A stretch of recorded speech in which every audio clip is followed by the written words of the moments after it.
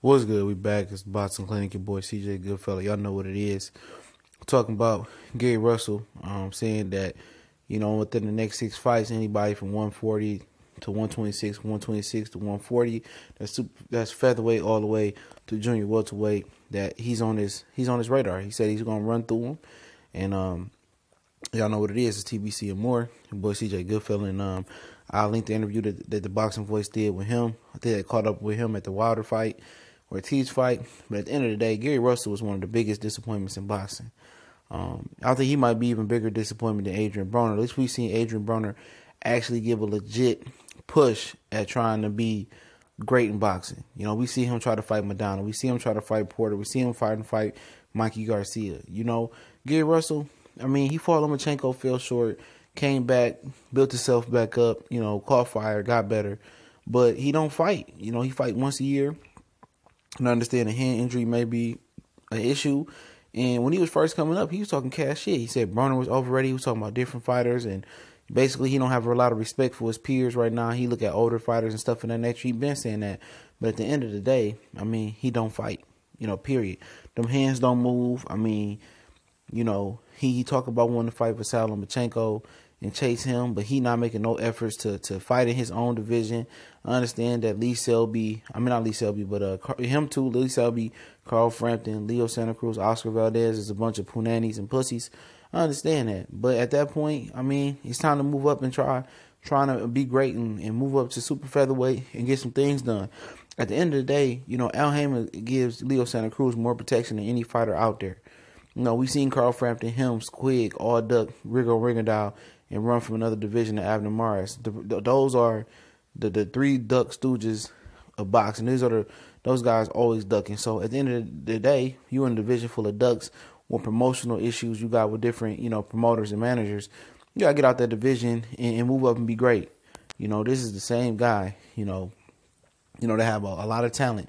Got sick in the Olympics, couldn't compete, got a lot of speed, got a lot of power, got a lot of skill and all that. But at the end of the day, mentally, I think this dude is a little soft. I think he's trying to protect his record. I don't think it's all about his hands and his injuries. He don't try to be great. He don't really test himself. You know what I'm saying? He ain't trying to move up and fight nobody for real. He all talk, all bark, no bite. He been barking for a long time now. And only fighting once a year, people didn't forget about him. He's in that disappointing category as Andre Dirrell, Adrian Broner. And then it's like him. I might be forgetting a couple guys, but he might end Felix Verdejo.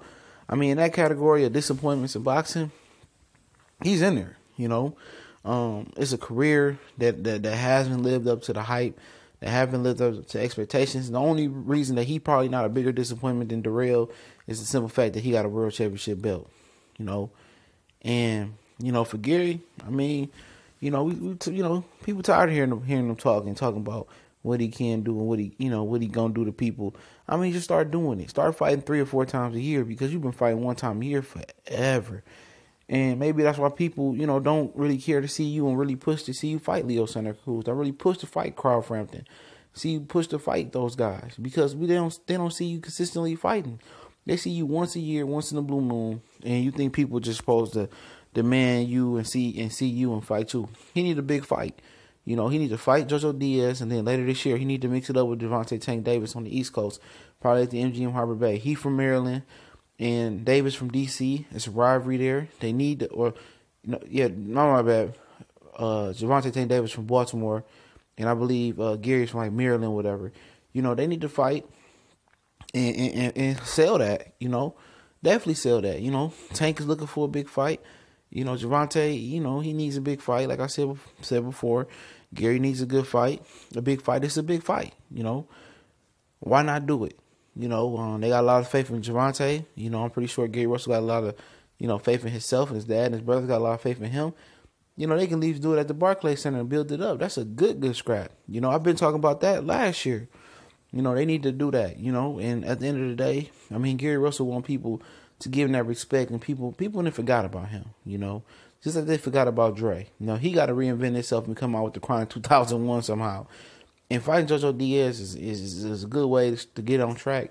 But coming back and fighting at least one more time this year, and fighting Tank this year is a great way to get on track and get ready to get your name out there.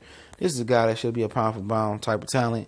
I mean, he got the pound for pound type opponents, beating Santa Cruz, beating Frampton, beating Marias will get him up there.